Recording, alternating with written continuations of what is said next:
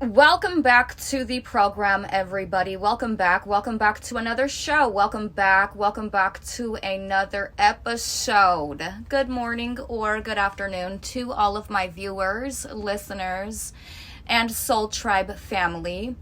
The name of this program is called It's a Conspiracy, But It Ain't No Theory. It's a Conspiracy, But It Ain't No Theory is a non-profit social service agency suicide prevention campaign servicing the needs of families and foster children at risk.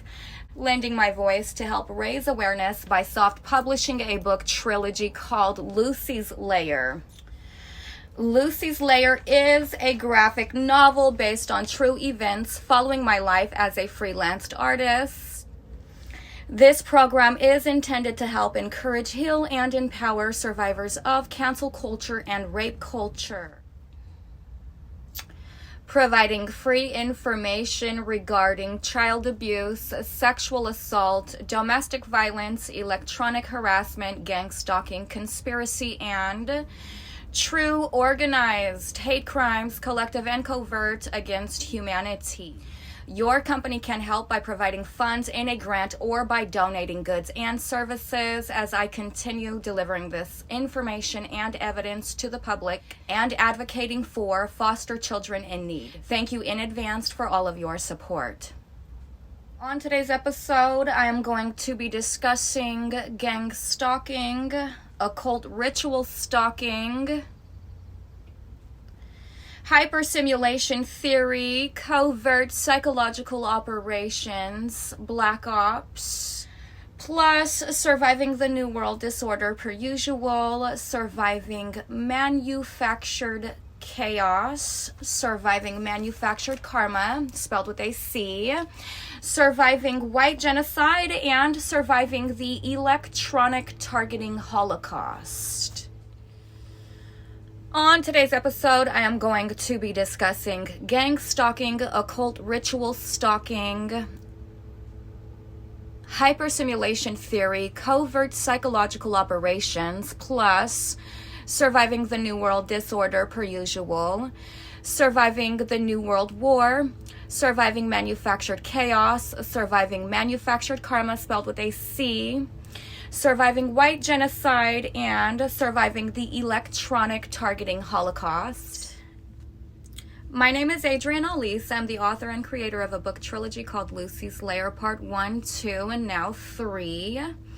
Lucy's Lair is a book trilogy reflecting my life as a survivor of rape culture, child sex trafficking, and psychological gas chambers. On this program, I advocate for women's rights, basic human rights, and the rights of those disabled. I also advocate on behalf of the foster children in the CPS system, orphans, single mothers, foster mothers, and those less fortunate. Targeted individuals or trafficked victims are predominantly women. 65 to 70% of targeted individuals or trafficked victims are white American women or those who identify as such. This makes gang stalking an illegal operation or hate crime that is sexually and politically motivated towards American women and their children. This program is a dedication to the targeted individual community. Chapter 18, Overview of Harassment Methods Used by FBI's COINTELPRO Operation Gladio, Covert Community Recruits, and Stay Behind Armies, or Instruction Manual for Community Gang Stalkers. And I'm going to be picking up right where I left off, and I left off on Part 8, so that's the part I'm going to be covering today.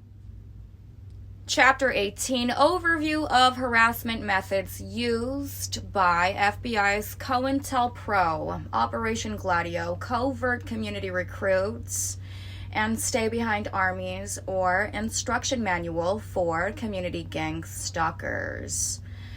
Part 8, Targets Home. Punishing the target at the target's home is essential for effectiveness of Secret Service operations.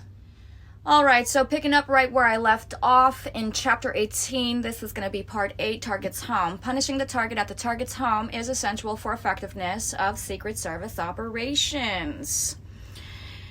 Let's see here. If the target were punished in the IP community, but was allowed sanctuary in their home, the creation of a, quote, prison without walls would not be complete.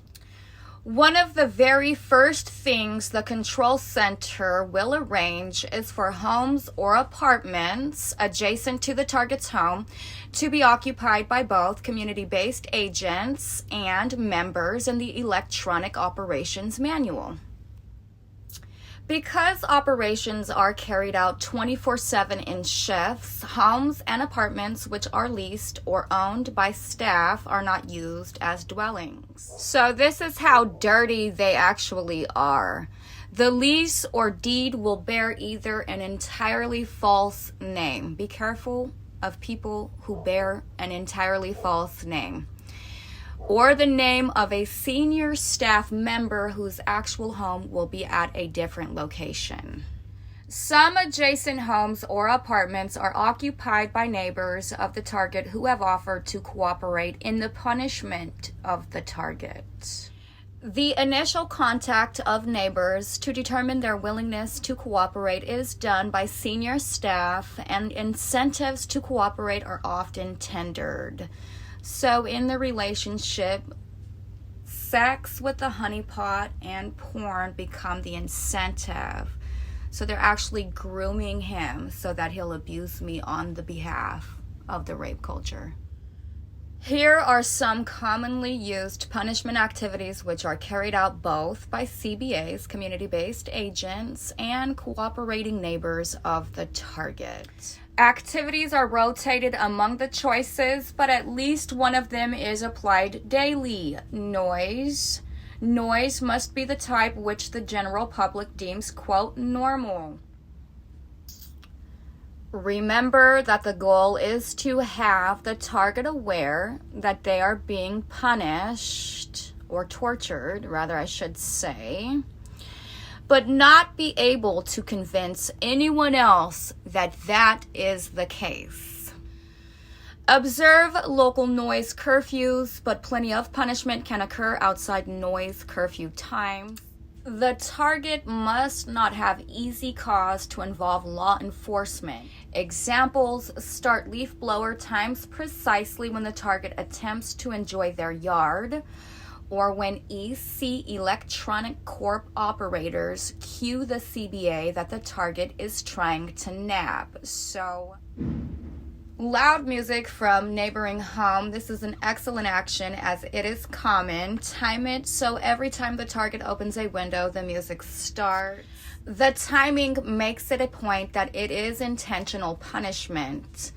EC Electronic Corp still fighting to be relevant. Operators can apply music in adjacent apartments with exceptionally powerful basses directed at the target's unit. Frequent squilling of tires near the target's home. In apartments, frequent drilling into a scrape of wood or masonry held against the target's walls, floors, or ceiling as if, quote, working. Alternatively, hammering, especially effective when cued by electronic corp operators that the target is attempting to nap. This causes sleep deprivation. Tossing golf or tennis balls against the target's home when the target is known to be trying to fall asleep, ideal for cooperating neighborhood children. Frequent use of sirens near the target's home. There's a massive cover-up and a conspiracy around these ambulance and emergency service employees. Many emergency services employees have a strong sense of community service and a willingness to cooperate in this or by people posing as Jehovah's Witnesses. Knocking on the door for frivolous reasons, nonsensical wrong address reasons, especially effective when the target is in bed or having a meal or in the shower, on the toilet, or having sex. Trash. Leave trash in the target's yard frequently but control center staff will assist in scheduling this so that the target can't quite have a case on which law enforcement will act. Terrifying the target's pet. This requires entry while the target is away from their home for an extended period and must be scheduled by control center. Electronic corpse EC operators can render a dog or cat passive for safe entry of the community-based agents by electromagnetic beam. Wounding or killing the target's pet, rarely used, scheduled when the target has acted in a way so as to deserve special punishment, like divulging the name of a criminally acting secret agent. Lock them up.